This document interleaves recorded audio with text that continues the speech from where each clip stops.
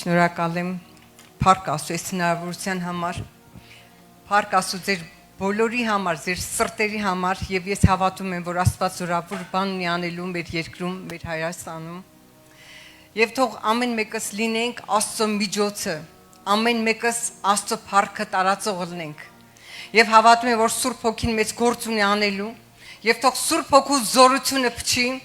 եւ հյուսիսից ու հարավից Աստծո շունչը, կենարար շունչը փչի, եւ բարձրացնի Տիրոջ զորքը, զորավոր ձևի։ Հալելույա։ Հալելույա, մենք մեծ են Տիրոջ գործերը եւ հավատում ենք, որ մենք Աստծո գործի մեջը շատ պտղատու պետք է լինենք։ Մենք շատ կարևոր ժամանակներում ենք ապրում, շատ կարևոր ժամանակներ են սրանք։ Եվ մենք գոհանանք Աստծոց, որ հենց այս ժամանակների մեջ ամես Տերը տեղադրե, որտեղ սա վերջին ժամանակներն է, եւ այս վերջին ժամանակներում ես հավատում եմ, որ Աստված զորավոր ձևի բարձրացնելու է քրիստոնյաներին, զորավոր ձևի է բարձրացնելու։ Եվ ամեն մեկս մենք վտանգ ենք ներկայացնում թշնամու համար։ Ով է մեր թշնամին? Սատանան, խավարի ուժերը։ Եվ մենք ունենք Սուրբ Հոգու զորությունը մեր մեջ։ Գիտեք, ես այսօր հիմա չեմ խոսալու աղոթքի մասին, ես կխոսամ ինչ որ Աստված իմ սրտի մեջ կդնի, բայց ես ուզում եմ իմանալ, որ հիմա այս ժամանակներում մենք ունենք պայքար, մենք ունենք կռիվ, եւ մեր կռիվը հոգեվոր է, եւ մեր կռիվը հոգեվոր է, որովհետեւ մենք պետք է իմանանք, որ մեր թշնամին, որը ինքը քայլում այս երկրի վրա, եւ հետարքիր է, ես ուզում եմ հիշեք այդ տեղը, որ Հոբի ժամանակ, երբ որ եկան կանգնեցին հրեշտակները Աստծո առաջ, եւ ինքը Սատանն էլ եկավ կանգնեց Աստծո առաջ, եւ Աստված հարցրեց, որտեղից ես գալի։ Երկրի վրա մանգալուց։ Ու ես հարց եմ տալի, ինչ եք կարծում, երկրի վրա ոնց էր մանգալի Սատանան, որ ամբողջությամբ ինքը չարիք է, ինքը քայլում էր երկրի վրա, ավիրելով, կործանելով, սպանելով, դա է իր բնույթը։ Դա է իր բնույթը։ Բայց երբ որ Հիսուսը եկավ, եւ Հիսուսը իր միսիան կատարեց երկրի վրա, երբ որ ինքը խաչելությունից հետո համբարձումից առաջ իր աշակերտներին տվեց հանձնարարություն, եւ դա կոչվում է մեծ հանձնարարություն, եւ ասում է գնացեք ամբողջ աշխարհով մեկ ավետարանը տարածելու համար։ Դա մենք պետք է քայլենք այս երկրի վրա Աստծո զորությամբ, Սուրբ Հոգու զորությամբ։ Եվ գրքում ինչ է ասված, գրքում ասված է, որ Հիսուսը Գործք առաքելոց 10-րդ գլուխ 30 խոսքում ասում է, որ Հիսուսը երկրի վրա էր եւ երկրի վրա քայլում էր բժշկելով, խավարի գործերը, սատանայի գործերը քանդելով։ Հիսուսը քայլում էր այս երկրի վրա, նա ազատագրում էր բռնվածներին եւ բժշկում էր եւ քարոզում էր ճշմարտությունը եւ գրված է, որ Սուրբ Հոգին Հիսուսի հետ էր։ Սուրբ Հոգու զորությունը Հիսուսի հետ էր։ Եվ այդ նույն զորությունը մեր հետ է։ Եվ ասում է կգա Սուրբ Հոգուն, զորությունը եւ կլցվեք Սուրբ Հոգով եւ կգնաք միջև երկրի ծայրերը։ Եվ այսօր Սուրբ Հոգու զորությունը մեր մեջն է, որը ավելի զորավոր է, քան որևէ ուժ է երկրում։ Քան որևէ ուժ դուք պատկերացնում եք, Աստված իր հոգին է տվել մեզ։ Եվ Սուրբ Հոգին դա չափով չի տվել։ Դա անսահման զորությամբ է տվել։ Դա Սուրբ Հոգին, դա Հիսուսին հարություն տվող զորությունն է։ Եվ ասում է Պողոս առաքյալը, ես աղոթում եմ, որ ձեր հոգու աչքերը բացվեն, որ դուք իմանաք ձեր կոչումի հույսը, ձեր ժառանգության մեծությունը, որ դուք իմանաք այն զորությունը, որ մեր մեջն է, հարության զորությունը։ Ինչ հրաշալի բան է Աստված մեզ տվել։ Հրաշալի է։ Գիտեք, գրքի մեջ ես ասեմ մի բան, որ Հիսուսը, որ այս երկրի վրա ապրում էր, մի ազնվորություն, որ ունի երկու հատկություն, որ ոչ մեկը չունի, որ ինքը եւ Աստված էր եւ մարդ դառավ։ Ինքը երկրի վրա, գիտեք ինչ էր, որ 50% Աստված էր, 50% մարդ էր։ Միակ ազնվորություն, որ ինքը 100% Աստված էր եւ 100% մարդ էր։ Դա Հիսուս Քրիստոսն էր, ուրիշ ոչ մեկ։ Եվ ինքը երկրի վրա ապրելիս, ինքը մարդու մարմին հագած, մարմնով եկավ։ Եվ ինքը մեր պես մարդ էր, միայն առանց մեղքի։ Եվ Հիսուս Քրիստոսը երկրի վրա ապրելիս, թեև ուներ աստվածային հատկությունը, բայց ինքը երբեք չօգտվեց իր աստվածային հատկությունից։ Հիմա երբ որ սատանան փորձության ժամանակ Հիսուսին փորձում էր անապատում եւ ասեց, որ ասա, որ այս քարերը հաց դառնան։ Եվ Հիսուսը ասեց, չէ պատասխանեց, որ գրված է ոչ միայն հացով կապրի մարդ, այլ Աստծո խոսքով։ Ինչ է կարծում, կարող էր Հիսուսը քարերը հաց դարձնել։ Կարող էր, չէ որ ինքը Աստված էր, Աստծո որդի էր, բայց ինքը չօգտվեց իր աստվածային հատկությունից։ Կարող էր ինքը վերևից ներքև ընկներ, ասես թռներ եւ ապահով վայրեջ կատարեր։ Հորդորում էր սատանան, քեզ գցի գրված է 91 Սաղմոսի խոսքերով, որ քեզ հրեշտակները կպահեն, ոտքդ քարին չի դիպչի, բայց Հիսուսը ասեց, քո Տեր Աստծուն չփորձես, չէ՞։ Մի քանի անգամ ինքը գրված է։ Արդյոք այդ հրաշքը տեղի կունենար, կարող էր ինքը ապահով, վստահում էր Աստծուն, իհարկե, բայց գիտեք ինչ էր անում սատանան։ Ինքը հրահրում էր Հիսուս Քրիստոսին անհնազանդություն Աստծու առաջ, որի միջոցով առաջի Ադամը անհնազանդության պատճառով ինքը ընկավ։ Եվ սատանան հրահրում էր Հիսուսին անհնազանդություն, բայց ինքը ամբողջովին կախում ուներ հորից։ Ամբողջովին հնազանդությունը պահեց։ Այո, ինքը կարար քարերը հաց սարքեր, բայց չարեց։ Ինչու՞։ Որովհետև ինքը ամբողջովին հնազանդ էր Աստծուն, որովհետև ինքը չպետք է իր աստվածային հատկությունով ապրեր այս երկրի վրա։ Ինքը որպես մարդ պետք է ապրեր այս երկրի վրա։ Բայց մենք տեսնում ենք իր կյանքի ընթացքում ինչքան զորություններ գործեց։ Գիտեք, հին ուխտում չկար որևէ մեկը, որ այդքան հրաշքներ աներ, այդքան զորություն գործեր, ոնց որ Հիսուս Քրիստոսը գործեց։ Հիմա հարց, բա որտեղից զորությունը Հիսուս Քրիստոսի։ Գիտեք, երբ որ բերեցին համրին եւ խուլին, աշակերտները չկարողացան բժշկեին, դիվահարված էր, չկարողացան բժշկեին։ Եվ երբ որ Հիսուսը եկավ եւ բժշկեց Հիսուսը ազատագրեց։ Եվ փարիսեցիները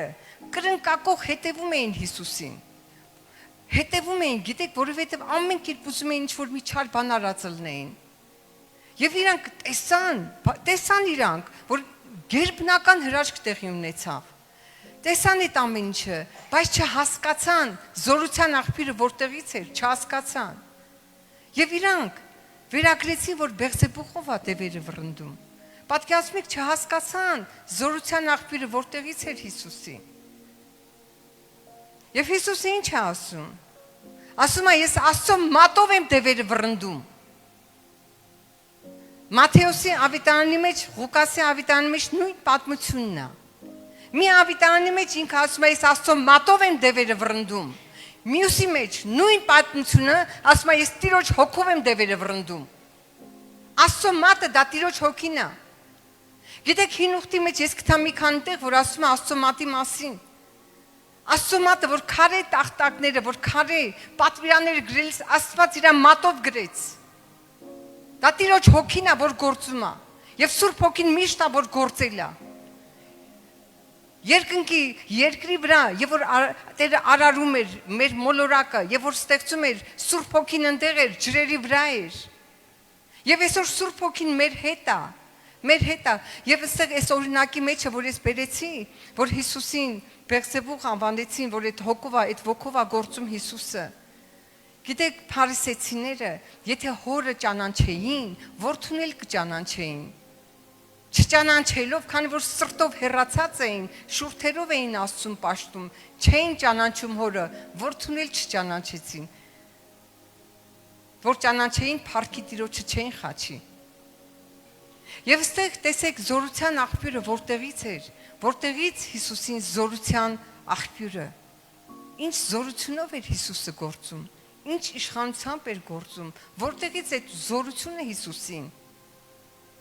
Եվ հենց պատասխանը Գործք առաքելոցի մեջն է, եւ Սուրբ հոգին Հիսուսի հետ էր։ Սուրբ հոգու զորությունը Հիսուսի հետ էր։ Ինքը երկրի վրա ամբողջովին որպես մարդ ապրեց, թեև կարար օգտագործեր աստվածային հատկությունը, բայց հնազանդ լինելով նա երբեք աստվածային հատկությունով չապրեց երկրի վրա, ինքը որպես մարդ ապրեց միջև վերջ։ Անկամ խաչի վրա որ տառապում էր ինքը խաչի վրա, այդ ժամանակ ինքը ծառավեր, ջուր ուզեց եւ բերեցին իրան տվեցին գրածա քացախը, չէ, լեղի հետ տվեցին։ Դա այն ժամանակվա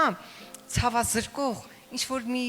ոնց որ նարկոտիկի պես էլ ոնց որ մորֆին ոնց է ցավազրկող հատկությունն է, այդտենց տվեցին, որ ինքը ոնց որ ցավազրկվի, շատ սարսափելի էր այդ ցավերը, չընդունեց, որ գրված կկատարվի, որ ինքը ուզեց միջև վերջը տառապանքը իր վրա վերցնի, որ իր վերքերով բժշկվենք, որ իր զորությունը հասանելի լինի մեզ, եւ այսօր հասանելի է, մենք վերցնում ենք, մենք շարժվում ենք հոգու զորությամբ։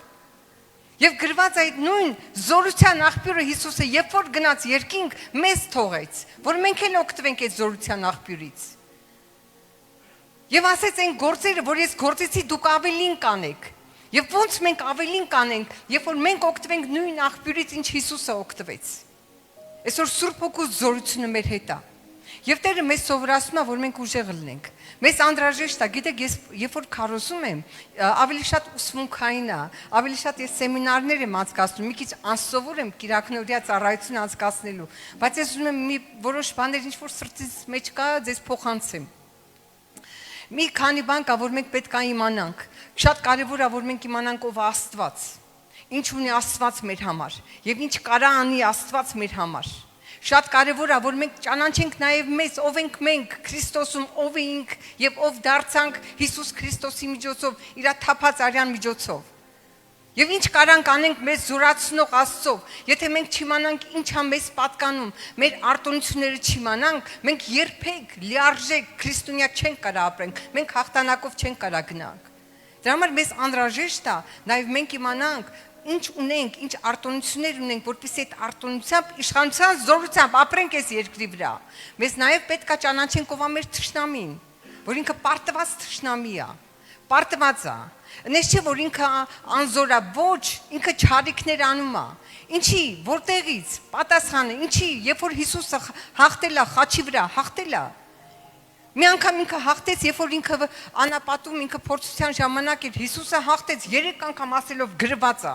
հաղթանակեց, բայց խաչի վրա տարած հաղթանակը իմ ու քո համար, մեր համար է, դա հաղթանակից մեր համար, եւ հարությունը հաստատում է այդ հաղթանակը, որ Հիսուսը հաղթել է սատանային, գիտեք, իր պագոնները պոկել է, այլևս ինքը անլեգալ է, ինքը ոչ մի իրավունք չունի անօրենը շարժվելու այս երկրի վրա, բայց ինչն է առիթ տալի, որ անօրենը շարժվում այս երկրի վրա, մարդկանց մեղքերը թեև է տալի, որ շարժվի, թեև ինքը անլեգալ է, իրավազուրկ է Հիսուս Քրիստոսով, բայց ինքը մարդկանց մեղքերը թույլ է տալի, որ ինքը շարժվի ու չարիքներ անի։ Իսկ մեզ Աստված ինչ է կանչել։ Մեզ Աստված կանչել է, որպեսզի մենք լույսը տարածենք ընդդեմ խավարի, մենք Աստծո արքայությունը պետք է տարածենք։ Եվ մենք պետք է իմանանք իրավունքները եւ մի շատ կարեւոր բաներ կա, որ պետք է իմանանք, որ գոյություն ունի պայքարի մի քանի դաշտ, որ անօրենը ուզում է ոչ միայն իր պատերազմը, իր ոնց որ նետերը ուղղված է անհատի դեմ, ուղղված է ընտանիքները քանդելու դեմ, ոնց որ եկեղեցիները քանդելու դեմ, երկրները ավիրելու դեմ, չէ, նա ունի ռազմավարություն, անօրենը ունի հնարքներ, ունի ռազմավարություն, որ ինքը ուզում է հասնի ամեն ձև ավիրելով, ինքը գիտի, որ իր տեղը կրակի լիճն է, բայց ինքը ամեն ինչ անում է ներքաշելու նաև մարդկությունը իր հետևից տանելու կրակի լիճը։ Եվ այստեղ անօրենի արած գործների համար մենք պետք է իր գործելակերպն էլ ճանաչենք, որպեսզի ջլատենք, կասեցնենք։ Եվ Տերը ասում է Երեմիային, ինչ ես տեսնում։ Մի ծաղկած նշանի գավազան եմ տեսնում, դա նրա համար ասում է, ես հսկում եմ իմ խոսքը, որ կատարեմ։ Աստված կանգնած է իր խոսքի հետևը, եւ Աստված ուզում է, որ մենք զորեղ լինենք։ Եվ ասում է, Երանի այն մարդը, որը կապարճը լցրեց նետերով, որտեվ երբ որ թշնամուն կհանդիպի, զորեղ դուրս կգա, ուժեղ հաղթող դուրս կգա։ Մեզ պետքա լցվենք Աստծով, մեզ պետքա Սուրբ Հոգով լցվենք, Աստծո խոսքով լցվենք, մենք պետքա կարդանք Աստծո խոսքը եւ Աստծո խոսքը ոչ մենակ որ մենք կարդացինք, այլ մտորենք, խորհենք, հասկանանք ինչա ուզում Աստված ասի, մենք պետքա նաեւ լցվենք Սուրբ Հոգով, աղոթենք Սուրբ Հոգով, մենք պետքա լցվենք եւ երբ որ մենք առնչվենք իրավիճակներին, երբ որ թշնամուն մեր դեմ դուրս կգա, մենք կարանք հաղթող դուրս գանք։ Դա համար մեզ պետքա որ լցվենք Աստծո զորությամբ։ Եվ ես ուզում եմ ասեմ ինչ կա, ոնց է անօրինը հարձակվում մարդկանց վրա, եւ կա մի քանի կարևոր կետեր, որտեղ ինքը հարձակվում է, դա մեր միտքն է, մեր մտքի վրա հարձակում է գալի եւ ինքը անօրին ուզում է հիշացնի անցյալը, հիշացնի դրվագներ, պահեր, նա ուզում է հուշի, որ դու թույլ ես, որ դու անհաջող ես, որ դու, չգիտեմ, քո կյանքում ոչ մի բան չի ստացվի, անընդհատ չէ հիշացնելով պարտություններ, ինչ որ բան, անընդհատ մեր միտքը պատերազմ է, կռիվ է։ Նախ մենք պետքա հաղթանակենք մեր մտքի մեջը, մենք պետքա ուժեղ լինենք, թույլ չտանք անօրենը իր բունը դնի մեր մտքի մեջ, թույլ չտանք որ ինքը անընդհատ կաթաստի, որ դու արժեքա զրկելով մեզ, իրավա զրկելով մեզ, հեղինակա զրկելով մեզ, բավական է։ Մենք պետք է ասենք բավական է, հարստահարում ես անօրեն, մենք թույլ չենք տա, խցկվես մեր կյանքի մեջ։ Եվ դրա համար գիրքը ինչ է ասում, ասում է որ մենք կարիք ունենք մեր միտքը նորոգվի։ Մենք կարիք ունենք, գիտեք, երբ որ մեր միտքը նորոգվում է, մեր մտքի նորոգությամբ, մենք սովորում ենք, նայենք ինքներս մեզ Աստծո աչքերով, նորոգված մտքով մենք գտնում ենք, որ Աստծո խոսքը ասում է, որ մենք արդարացած ենք Աստծով, Աստծո խոսքը ասում է, որ մենք նոր արարածներ ենք, ամեն բան հին անցավ չկա, գնաց, հիմա մենք նոր ենք, նոր կյանքի համար, առաջ գնալու համար։ Երբ որ Աստված ասում է չկա անցյալ, ես եմ որ ջնջում եմ անցյալը, ու էլ ոչ մի բան չեմ հիշում, ուրեմն մենք է պետք է չհիշենք։ Всё մենք նոր արարած ենք։ Եվ մեր միտքը նորոգվում է, երբ որ մենք դավանում ենք, Տեր, դու ասել ես, նոր արարած ես, ես եթե հրճակում եմ եւ դավանում եմ, եւ այդ դավանությունը նորոգությունն է, մեր մտքին նորոգում է, եւ մենք մեզ տեսնում ենք Աստծո աչքերով։ Մենք պետք է բարձրաձայնենք Աստծո խոսքը գտնենք ինչ ասում Աստված մեր մասին եւ բարձրաձայնենք այդ մասին եւ ի վերջո դավանելով մենք սովորենք մեզ տեսնալ Աստծո աչքերով, մենք սովորենք ուրիշներին տեսնալ Աստծո աչքերով, մենք սովորենք իրավիճակները տեսնանք Աստծո աչքերով։ Դրա համար մեզ պետք է մեր միտքը մենք կարողանանք կառավարենք, Սուրբ Հոգուն թույլ տանք, որ ինքը կառավարի մեր միտքը, թույլ տանք միակ մեկը, որ կարա մեզ կառավարի, դա Սուրբ Հոգին է։ Մյուս դաշտը, որը հարձակվում է անօրենը, դա մեր սիրտն է։ Դա մեր սիրտն է, որտեղ գիրքը ասում է ամեն ինչից առավել ձեր սիրտը պահեք։ Մենք պետք է մեր սիրտը պահպանենք, ինչի՞։ Որովհետև երբ որ սրտի մեջը որևէ դառը արմատ կա, դա կարող է հետո վատ հետևանքներ ունենա։ Գիտեք, դա կարող է մեզ զրկի օրհնություններից։ Երբ որ սրտի մեջը խռովություն կա, երբ որ սրտի մեջը կա չներել, երբ որ սրտի մեջը կա բարկություն, կա սրտի մեջը լիքը բաներ, դա նստված կտա, տրտմություն, դառնություն, այդ ամեն ինչը, գիտեք, դա մեզ կզրկի Տիրոջ օրհնություններից։ Եվ թղթերի մեջը կա, ես սենց հիմա չեմ բացում կարդամ, միտեղ կա, որ թղթերի մեջ, ուղերձների մեջ ասում է, երբ որ բարկանաք, տեղ մի տակ բարկությանը, թող արիգակը մայր չմտնի ձեր բարկության վրա։ Մենք պետք է բոլորս փարկանում ենք, լինում է չէ տենց պահեր։ Իհարկե մենք պետք է սովորենք ինքնակառավարում, թույլ չտանք, չէ, մենք մեր բալանսը պետք է պահենք Հիսուսի մեջ։ Բայց եթե հանկարծ ստացվում է բարկանանք, մենք շատ արագ պետք է դուրս գանք այդ վիճակից։ Ինչի՞։ Որովհետև երբ որ մենք մեր գլուխը դնենք բարձին, այդ գիշեր մենք չազատվենք այդ բարկությունից եւ այդ ձև մենք քնենք, այդ օրը մենք դուռը բաց ենք թողում անօրենի համար։ Այդ օրը սատանայի համար մեր դուռը բաց է եւ կարա խցկվի։ Եվ երբ որ գալիս է ինքը գողանա սպանի ու խորտակի։ Դրա համար մենք պետք է մեր սիրտը պահենք, թույլ չտանք որևէ դառնություն, որևէ բան, որևէ հպարտություն, որևէ բան, որ սողոսկի մեր սրտի մեջ է։ Դա համար մեր սիրտը պետք է պահենք։ Ոնց պահենք։ Երբ որ հպարտությունն է, դրա հակառակը խոնարհությունն է։ Երբ որ գալիս է դատելը, որ դատել, դրա փոխարեն, գիտեք, որ ասում եմ, մի դատվի, լիքը բաներ կա, որ ինքը ցանում ես, հնձում ես։ Ինչ որ դու անում ես ուրիշի հանդեպ, դա քեզ բումերանգի պես պտտվում է դեպի քեզ։ Շատ կարամ ես խոսամ սրտի մաքրության համար, սրտի պահպանման համար, այո, մեր սիրտը պետք է սրբված լինի Հիսուսի արյունով։ Մաքրվել է, արդեն իսկ արել է Աստված մեր համար, արդեն իսկ արել է, արդեն իսկ արդարացրել է Աստված մեզ Հիսուսի արյունով, երբ որ եկել ենք, բայց մենք պետք է հաստատվենք այդ արդարացման մեջ։ Մենք պետք է թակավորենք այս երկրի վրա Տիրոջ տված արդարությամբ։ Եվ մենք կարիք ունենք, գիտեք, սրբելը, մաքրությունը, եւ ինչ տարբերություն սրբության, մաքրության մեջ, որտեղ ինքը մաքրել է իր արյունով, դա անցյալի մեղքերը, բայց սրբությունը վերաբերվում է հետագա ընթացքին։ Մյուս դաշտը, կռվի մյուս պայքարի դաշտը, դա մեր շուրթերն է։ Եվ շատ կարևոր է մեր շուրթերը, ինչ ենք մենք խոսում։ Ինչ ենք մենք խոսում։ Գիտեք, շուրթերով խոսացածը կամ հնարավորություն կտա, որ Սուրբ Հոգին շարժվի, կազատագրվի Աստծո զորություն իօգուտ մեզ գործելու համար, կամ մենք մեր շուրթերով մեզ կկապենք։ Կամ մենք հնարավորություն կտանք սատանային, որ ինքը շարժվի։ Դրա համար մենք պետք է տեսնանք ինչ է մեր շուրթերից դուրս գալի։ Լեզուն խոսում է սրտի ավելցուկից։ Եթե սրտի մեջ հավատ կա լցված, եթե սրտի մեջ լցված է Աստծո խոսքի զորությունը, երբեք այդ մարդը չի նստի ու բամբասի ուրիշի։ Նման մարդը, երբ որ լցված է Աստծո խոսքով ճշմարտությամբ, կխոսա ճշմարտություն։ Անկամ, երբ որ sense նայում ես, գիտեք, ամեն անգամ, երբ որ մենք որոշում ենք, հավատքով կանգնենք որևէ իրավիճակի համար, ամբողջ իր կրակոտ նետերը անօրենը ուղում է, որպեսի ջլատեն հավատքը։ Գիտեք, ամեն ինչ անում է, որպեսի հենց որոշում եք մի բանի համար հավատքով կանգնեք, այնտեղ անօրենը այն դժողքը ոտի կհանի, հարցակում գործի, որ այդ տեղած հավատքը ջլատի մեր մեջ։ Դրա համար ասում է Հիսուսը,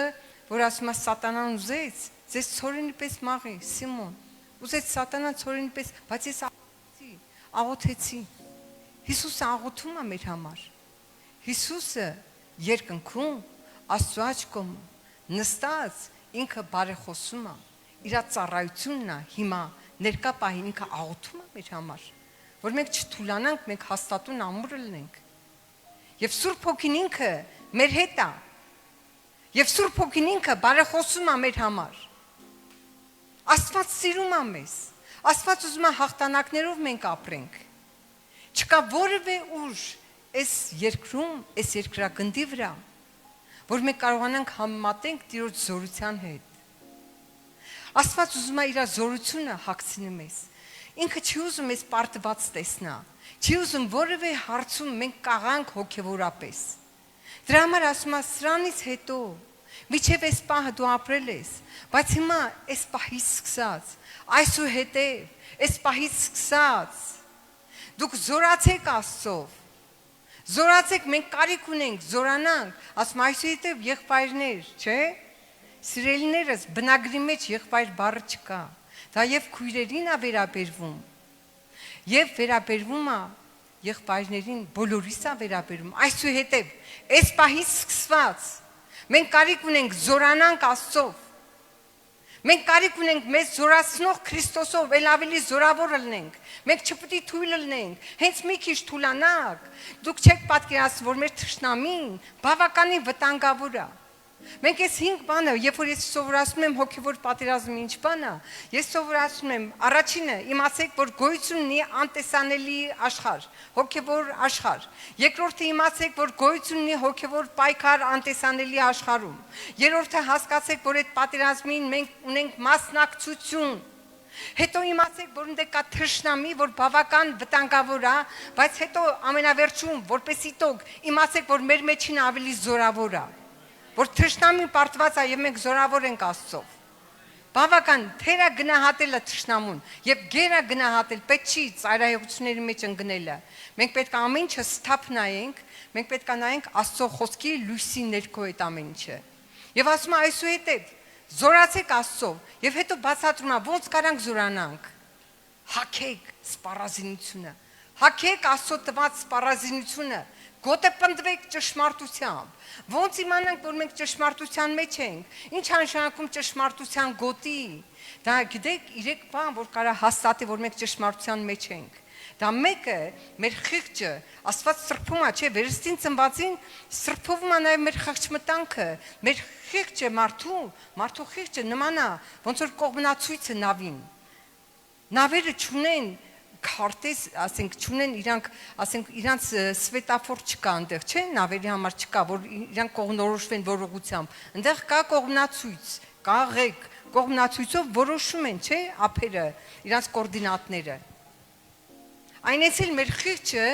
երբ որ մի փոքր մենք սխալվում ենք, սլաքը ցույց է տալի, որ մենք որտեղ ենք սխալվում, եւ մեր խիղճը պետք է տաղված չլինի։ Մեր խղճմտանքը չպետք է թողենք, որ սատանան խլացուցիչ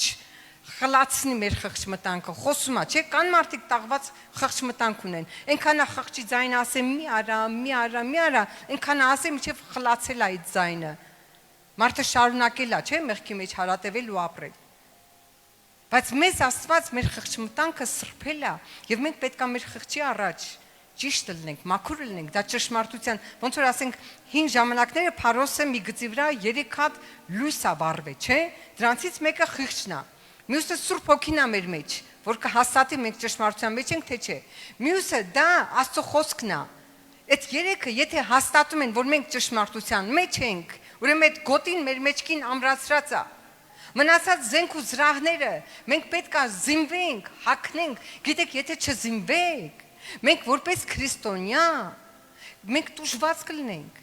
մենք հարստահարված կլինենք, այդ դրանք զենքեր են, Աստծով հզոր են, դրանք Աստծով զորավոր են, այդ զենքերը Աստված ինքն է հագնում եւ մեզ տվել է, ու եթե չպետք է դնենք մի տան անկյունում եւ ասենք, գիտեք, զենքեր ունենք, կարդացել ենք, այս կահել բերան չբացած ասում է, գիտենք, հերթով թվարկում այն զենքեր են, թուրը չի տվել, որ sense կոլեկցիա հավաքենք ու մենք պահենք այդ թուրը, Աստծո խոսքը, սուրը պահենք ու ասենք, մենք ունենք սուրը, տվել է, որ մենք գործածենք։ Ասում է Աստծո փառաբանությունը քո շուրթերին լինի, բայց եկսայրի սուրը ձեռքիդ լինի։ Եվ հետո շարունակում է, որ թշնամուն երկաթե կապերով կապես, որ դա կիրառես, չի տվի Աստված, որ մենք իմանանք,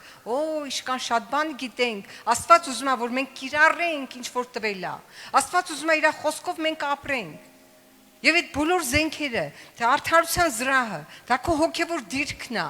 Դու այդ դիրքից ելնելով ես գալի Աստծո առաջ։ Այդ դիրքը գիտեք արդարացել է, որ Քրիստոսի արյունով մենք արդարացած ենք։ Եվ մենք համարձակ կարանք գանք ամեն մեկս Աստծո գահի առաջ Հիսուսի թափած արյան իրավունքով։ Հին ուխտում ոչ մեկ չէր կարա մտնել սրբության սրբոցը։ Կար հաստ վարակույր, որ ծածկում էր, եւ այս սրբության սրբոցը մենակ տարեկան մի անգամ քահանայապետը կարար մտներ զոհանելուց հետո։ Եվ ոտին էլ պարան կար կապած, երբ որ հանկարծ թաքցրած մեղք ունենար, չխոստովանած քաշեին կանեն, որտեվ սրբությանը դիպչողը տեղը կարար մեռներ։ Իրավունք չկար սրբության սրբոցը մտնեին։ Բայց երբ որ Հիսուսը խաչի վրա էր, վերևից ներքև պատրվեց այդ վարակույրը։ Ասում են մոտավորապես արցունքի պատը, գիտեք, Երուսաղեմում բարձրությունը պատկերացնում եք։ Միակ պատն է, որ մնացել է Երուսաղեմի տաճարից։ Լայնությունը պատկերացնում եք վարակույրին։ Պատկերացնում եք, որ ոչ մի մարդ մի քանի sense եզները լուծ, որ քաշեր չէր կարա պատրեր։ Մոտավորապես 10 սանտիմ հաստություն ուներ վարակույրը, մոտավորապես։ Դա հնարավոր չէր մարդկային ձեռքով պատրվեր։ Բայց երբ որ Հիսուսը խաչի վրա էր, վերևից ներքև պատրվեց։ Դա Աստծո գերբնական զորությունն էր։ Վերևից, երկնքից երկրի վրա, որ բացվեր այն ճանապարհը, որ ամեն մեկս կարողանանք մտնենք սրբության սրբոցը։ Տիրոջ ներկայության մեջ ամեն մեկս Հիսուսի թափած արյան շնորհիվ։ Եվ մեր պարծանքը Աստված է։ Չկա մեկը, որ պարծենա Աստծո առաջ։ Հնարավոր չէ, որ գնանք երկինք, ինչ որ մեկ ասի, ես 10 երեխա եմ բերի, 12 երեխա, դրա համար եմ եկել երկինք, մեկ ասի, ես ավտո եմ լավություն ար, դրա համար ոչ մեկը բոլորը վերքը կխփեն իրենց բերանին եւ կպապանձվեն, չի կարա ոչ մեկ կպարծենա, ամբողջ փառքը Աստծուն է պատկանում եւ կտան Աստծուն այդ փառքը, որտեւ իր շնորհիվ է, որ մենք հասնում ենք երկինք, միակ ճանապարհը Հիսուս Քրիստոսով է։ Եվ այդ թափած արյունը, որ մեզ արդարացրել է, դա մեր զրահներն են, որ մենք հագնում ենք, որ սատանի ոչ մի կրակոտնետ չկարողանա մեզ կպնի։ Աստված տվել է եւ մենք կարիք ունենք, որ հավատքի հոգով շարժվենք առաջ։ Կարիք ունենք, որտեղ ոչ մեկ չի կարող Աստծուն ուրախացնի, Աստծուն ոնց ասեմ, իր սիրտ ուրախացնի եւ հաճոյացնի, եթե ինքը չհավատա։ Ոչ թե որ ուղակի մենք սենց հավատ, գիտեք, մարդկային հավատքել գոյություն ունի, մարդիկ էլ գիտեք հավատում են, որ բժիշկի գնան, բժիշկը կվիրահատի, մարդիկ հավատում են նստեն ինքնաթիռը պետք է տեղ հասնեն, մարդկային հավատ կա, մարդ հավատում է, որ նստել աթոռին չի ընկնի, չէ՞։ Վստահելով, հավատալով նստում ենք աթոռին ու գիտենք, որ նստեցինք, նստած կմնանք, չենք ընկնի գետին։ Հավատ, մարդիկ ունեն հավատք, չէ՞։ Գիրքը ասում է, որ դևերն են հավատում, սարսափում են, կա դիվային հավատք, բայց կախարդները, վուկները ո՞նց են գործում դիվային հավատքով, չէ՞։ Իրանց այդ կախարդանքները ո՞նց են հրճակում դիվային հավատքով, բայց Հիսուսը մի բան սովորացրեց։ Ասեց Աստծո հավատք ունեցեք, աստվածային հավատք։ Դա ամենաբարձր հավատքը եւ Աստված ուզում է, որ մենք աստվածային հավատք ունենանք, ասում է, որ Սարին ասես թզենուն անիծեց եւ թզենին երբ որ անիծված էր աշակերտները տեսան հետ դառնալուց որ չորացած է թզենին եւ Հիսուսը սովորացրեց աշակերտերին ճշմարիտ եմ ասում որ Սարին ասեք ծով ընկի սրտում չտատանվեք կլինի ինչ որ ասեք դա հավատքի սկզբունքա որը գործում է նաեւ աղոթքի մեջ Մարկոսի 11 գլուխ 23-24 խոսքերի մեջ է սկզբում հավատքի սկզբունք, հետո աղոթքի սկզբունք։ Ճշմարիտ ասում են, որ Սարին ասես, ծով ընկի, Սարը պրոբլեմն է, գոյատևած կուտակված, որ դու ասես Սարին,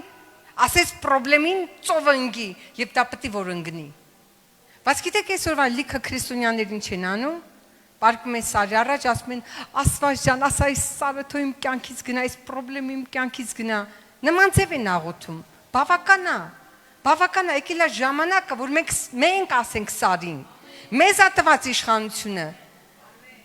թող Զորաբաբելի առաջ ամեն Սար հարթ դաշտավայր դառնա, ամեն մեկիս համար Աստված տվել է այս զորություն, որ մենք ասենք ու լնենք,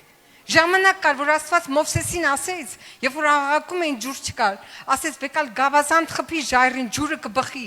Եվ ջուրը բխեց ժողովուրդը, գիտեք, քանի իշքան ժողովուրդ կար, բոլորը հագեցան, բոլորը օգտվեցին այդ ջրից, բայց էլի մեկ ուրիշ անգամ,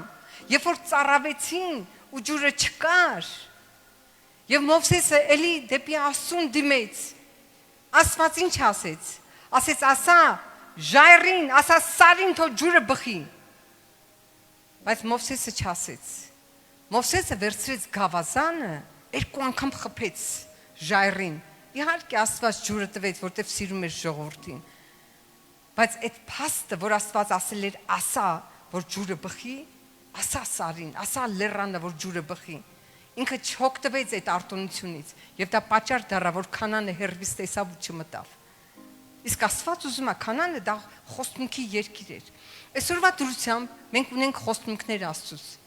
բազմահազար խոստմունքներ ունենք։ Եվ Աստված ուզում է, որ մեր կյանքում կիրառվեն այդ խոստմունքները, եւ դրա համար Հիսուս Քրիստոսը խաչի վրա գինա վճարի կյանքն ա տվել։ Եվ այդ խոստմունքները ավտոմատիկ չեն գործում։ Խոստմունքները դրա համար մենք հասանելի են, մենք պետք է հրճակենք, մենք պետք է ասենք, մեր սրտում չտատանվենք եւ կլինի ինչ որ ասենք։ Դա հոգեվոր զորեղ սկզբունք է, որ մենք գործում է քրիստոնյաների կյանքում։ Աստծո զորությունը գործում է ամեն մեկիս համար։ Եվ շատ կարևոր բան կա, որ գրքի մեջ է Աստծո խոստմունքների մասին եմ ուզում մի քիչ ասեմ, սա ես չեմ վերնագրել։ Գիտեք, ես որ գալիս եմ, ես իհարկե իմ թեման աղոթքի թեման է, իհարկե ես ուրիշ շատ թեմաներել եմ խոսում, բայց այսօր ստեղ գալուց ես չէի որոշեմ, միջև վերջ նստած ես չգիտեի ինչ պետք է խոսամ։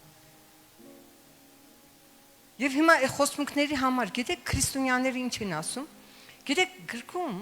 մոտավորապես 30,000 խոստմունք կա, որ Աստված տվել է իր ազավակներին, որ օգտվենք այդ խոստմունքներից, չէ՞ որ կիրառվի մեր կյանքում։ Հոչից որ մենք կարդանք իմանանք ինչ կա, Աստված թվելա որ դա գործի մեր կյանքում, բայց քրիստոնյաները կարծում են որ դա ավտոմատիկ պետք է, քանի որ հավատում են, պետք է որ գործի, ու շատ անգամ չունեն,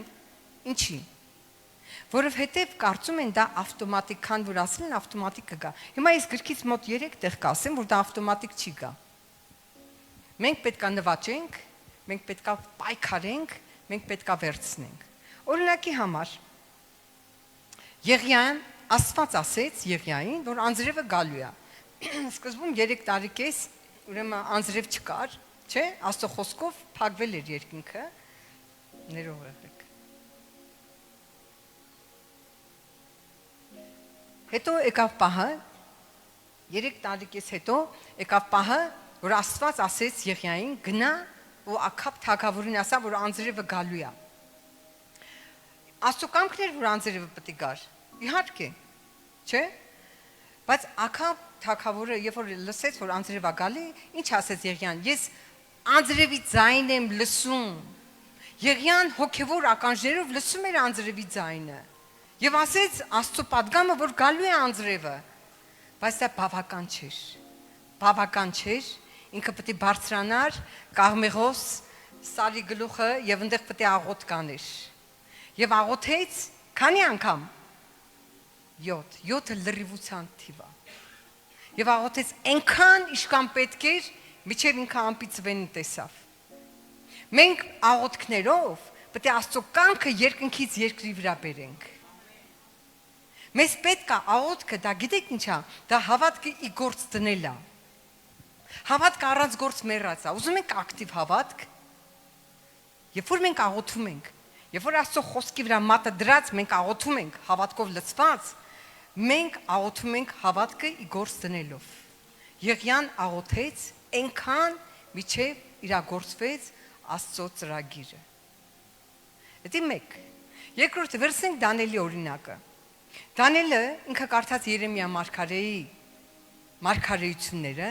եւ հայտնաբերեց, որ 70 տարի Բաբելոնյան գերությունից հետո Աստված ազատագրում է Իսրայել ժողովրդին։ Իրոք Աստված ասել էր Երեմիայի բերանով եւ Դանիելը աղոթ կարեց 21 օր ծոմով, գիտեք 21 օրը դա նես չէր վերջնական, եթե Աստված հրեշտակը չգար, պատասխաներ եւս 21 օր էլ ինքը ծոմը կպայր, մասամբ ծոմի մեջ էր։ Հիմա տեսեք, ինքը տեսավ Աստծո կամքն էր, որ ազատագրեր, չէ, ժամանակը լրացել էր։ Բայց Աստծո կամքը, երբ որ մենք հայտնաբերում ենք, մենք պետք է աղոթ կանենք, որ դա թափանցի հոգևորից ֆիզիկականի մեջ։ Եվ ինքը աղոթում էր Դանիելը, ինչ ասեց հրեշտակը, ասեց առաջի օրը Աստված լսել է քո աղոթքը, առաջի օրը։ Եվ Աստված անմիջապես պատասխանել էր,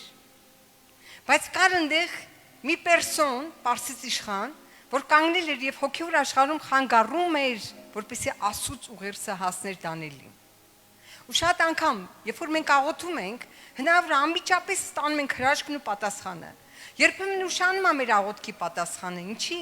որտեվ կա խավարի ուժեր, որ չի ուզում հասնի պատասխանը։ Հոգևոր աշխարհում ոչ միայն, գիտեք, մենք պետք է իմանանք, որ կա Աստված հոգևոր աշխարհում, չէ՞։ Մենք պետք է իմանանք, որ կան հրեշտակներ, կան նաև ընկած հրեշտակներ, խավարի ուժեր։ Եվ հոգևոր աշխարհում մշտապես գնում է պայքարը միջև այն օրը, որ Հիսուսը կգա որպես թագավոր երկրի վրա։ Ուզենք չուզենք, հավատանք չհավատանք։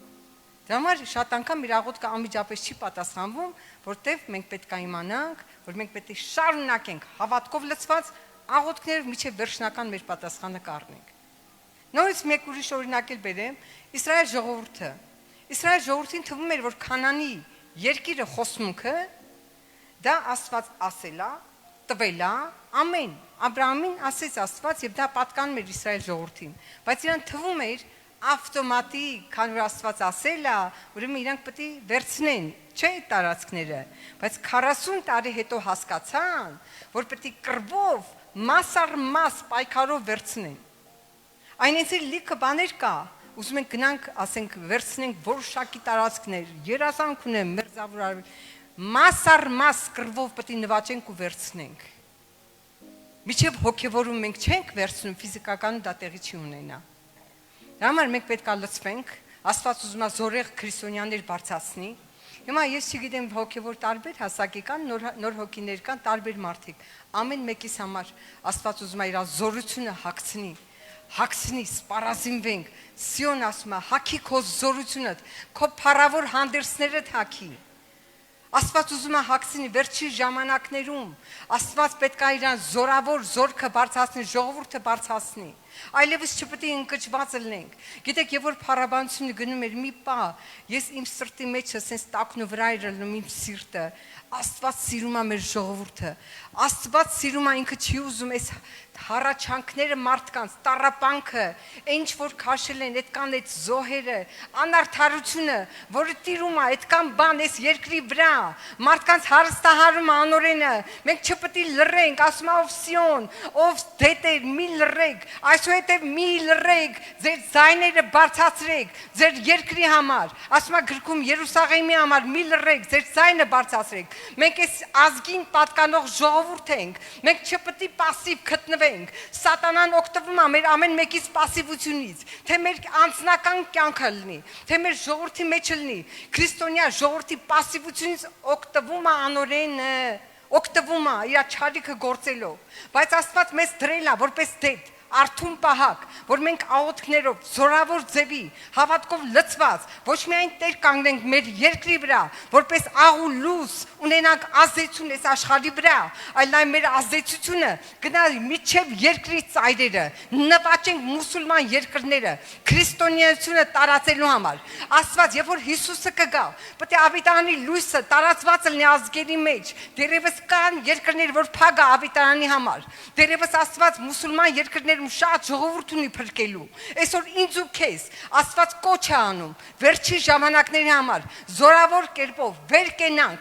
կենանք, հերիքա մի փոքր անձնական խնդիրներ ունեմ, անձնական բավականա, վեր կացեք, ասեք, որ հերիքա սատանա դու ինձ հարստահարում ես։ Հերիքա, երբ որ Եզեկիայի թագավորի ժամանակներն էր,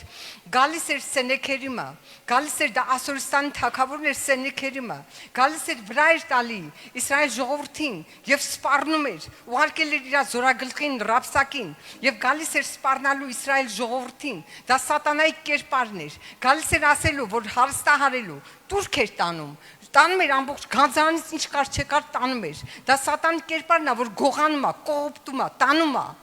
Եվ եկավ տարավ եւ վերջի այն դռների այն զարթաքանդակների ոսկուց էդ էլ տարավ, էլ բան չթողեց։ Եվ այդ ժամանակ Եզեկիա թագավորը կանգնեց ասեց բավական է, հերիքա, իշքան էլ չեմ տալու տուրք, չեմ տալու։ Երբ որ լսեց, հսկայական զորք հավաքեց եւ այդ հսկայական զորքով եկավ Իսրայելի վրա։ Եվ ինքը ձայնը բարձրացրեց եւ ինքը մեծ խոսում էր եւ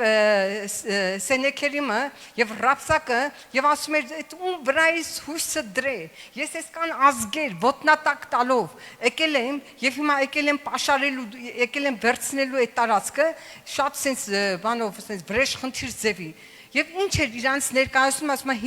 հիմա տվեք այդ թագավորը տարածքները եւ սուտ էր խոսում, ասում էր ես լավ երկիր կտանեմ, սուտ է խոսում սատանան, սուտ է խոսում ինքը եւ այդ ամեն սպառնալիքները, որ ուղված էր Աստծո դեմ եւ Աստծո ժողովրդի դեմ, գիտեք ինչ ասեց Աստված։ Աստված ասեց սուրբին կպար, այսինքն դու կպար իմ ժողովրդին, իմ աչքի բիբին կպար։ Դե կտեսնաս ինչ կանեմ։ Գիտեք, երբ որ աղաղակեցին Աստծուն, այդ գիշեր մի հրեշտակ 175,000 փռեց գետնի։ Մի հրեշտակ։ Գիտեք, մեր հավատքը, որ ուղված է դեպի Աստված, Աստված պատասխանում է մեր աղաղակը, մեր աղոթքներին։ Ես մի ամբողջ սեմինար թեմա ունեմ, որ Աստված պատասխանում է մեր աղոթքներին։ Աստված սիրում է մեզ։ Եվ այստեղ այս պատմության մեջ է, գիտեք, այնքան հերթական պատմություններ կան։ Երբ որ գիտեք Գողիաթը դուրս էր եկել եւ Գողիաթը սպառնում էր ժողովրդին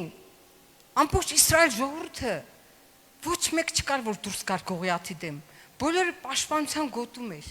բոլորը անորոշության մեջ էին եւ հայտնվում է Դավիթը հայտնվում է եւ ինքը ասում է ով այս անթլպատ փղշտացին որ սպառնում է Աստծո ժողովրդին ով է այս անթլպատ փղշտացին թլպատություն դա հին ուխտի նշան էր դա Եվ գիտեր, որ ուխտ ունի Իսրայել ժողովրդի հետ Աստված ուխտա կնքե, բայց ով այս անթլպատը, որ եկել Աստծո ժողովրդին կպնելու։ Եվ երբ որ ինքը դուրս է գալի Գողիաթի դեմ, գիտեք Գողիաթը խոսում էր։ Սատանան էլ է խոսում, իրավիճակների վրա է խոսում, մեր կյանքերի վրա է խոսում, չէ՞։ Խոսում է, անօրենի ձայնը կա։ Բայց Դավիթը կանգնեց եւ ինքը ինչ արեց, ինքը հրճակեց խոսքեր, միջև Գողիաթի հետ կռվելը։ Ինքը 5 անգամ մոտավորապես ասում է, որ ես ինձ զորացնող Աստծո մոտավորապես իմ բառերում ասում։ Աստծո անունից եմ գալի եւ դու պարտվելու ես։ Այսօր դու ընկնելու ես Գողիաթ։ Եվ երբ որ դուրս եկավ Գողիաթի դեմ, Դավիթը պատանի էր, կարմրաթուշ պատանի էր։ Գողիաթը 3 մետրից ավել հասակ ուներ։ Ամբողջովին զինված էր։ Մենակ իր այդ զրահները դուք չեք պատկերացնի ինչ կան, ինքը շատ լավ մարտավարություն էր, ինքը մանկությունից վարժված էր, ռազմիկ էր, ահարկու էր, իր ձայնը ահարկու էր։ Եվ այդ ամեն ինչի մեջ Դավիթը եկավ կանգնեց պատանին, հեղատից 5 քար վերցնելու, մեկը ասում է, բա ինչի 5 քար, որտեղ Գողիաթին 5 աղբեր էին։ Վերցրեց հեղատից քար։ Եվ երբ որ Պարսատիկով ինքը պետք է խփեր, Գողիաթը նայեց Դավիթին ու տեսավ, որ այդ պատանին է եկել, եւ ինքը ծաղրեց, ինքը անպատվեց Դավիթին։ Գիտեք Դավիթը ինչ ասեց։ Գողիաթը համեմատեց իրան Դավիթին, որ ինքը հեսակ sense կլղկի մի անգամից, չէ՞, բայց Դավիթը Գողիաթին համեմատեց Աստծուն, Աստծո առաջ, դու ինքան փոքր ես Գողիաթ։ Ես Աստծո անունով եմ գալի։ Ինքը իրան չհամեմատեց Գողիաթին։ Գողիաթին համեմատեց դու իմ Աստծո առաջ շատ փոքր ես Գողիաթ։ Ես այսօր քեզ հաղթելու եմ իմ Աստծո զորությամբ։ Հիմա նայեք ձեր իրավիճակներին նայեք, համեմատեք Աստծո զորությանը։ Արդյոք Աստված կարա լուծում տա ձեր իրավիճակներին։ Իհարկե կարող է։ Իհարկե Աստված մեզ սիրում է, իր զորությունը կա, գործում է երկրի վրա։ Կենթանի Աստված, երբ որ դուք խոսքը խոսում եք, հրճակում եք, խոսքի հետև Աստված է կանգնած։ Դա համար մենք պետք է իմանանք մեր իրավունքները, մեզ իրավունքը տված է խլենք, պոկենք, քանդենք, փշրենք սատանայի գործերը, որ կառուցենք Աստվածայինը։ Այս լեզուն այդ կառուցողականն է։ Դրա համար 3 բան, որ դա մեր միտքը պետք է պաշտպանված լինի, մեր սիրտը պետք է պաշտպանված լինի եւ մեր շուրթերը պետք է պաշտպանված լինի, որպեսզի մենք կարողանանք զորեղ լինենք։ Հալելույա, եթե մենք հիմա կանգնենք խոսանք, այնքան անսպառ բաներ ունի, ճշմարտություններ ունի, որ Աստված ուզում է բացահայտի մեր կյանքում։ Աստված ինքը իր զորությամբ մեր հետ է։ Գիտեք, երբ որ մենք Աստծո խոսքը բարձրաձայնում ենք ու ասում ենք, գրքի մեջ գրված է, ինչպես անձրևը ձյունը գալիս է եւ պարապ հետ չի դառնա, ունի ֆունկցիա, ինքը հողը բերի է դարձնում, չէ՞։ Այն էլ Աստծո խոսքը ունի ֆունկցիա։ Երբ որ դու հրճակում ես, կարդում ես եւ բարձրաձայնում ես Աստծո խոսքը, դա քո կյանքում ունի ֆունկցիա, դա գործում է քո կյանքում, բերում է փոփոխություն։ Ամեն իրավիճակ ենթակա է փոփոխման։ Մենակ Աստված է անփոփոխ։ Ցանկացած իրավիճակ ենթակա է փոփոխման։ Սուրբ Հոգու զորությամբ ամեն չարիք, ամեն բացասական բան Աստված կարա փոխի բարիքի։ Հնարավոր է, երբ որ ես եւ դու հավատում ենք։ Երբ որ մեր հավատքը, մեր հայացքը ուղղված է Հիսուս Քրիստոսին, որ մենք չենք նայում մեր կողքերը, հենց նայեն կողքերը կխորասուզվենք։ Մեր հայացքը ուղղված է հավատքի զորագլուխ Հիսուս Քրիստոսին։ Ամեն։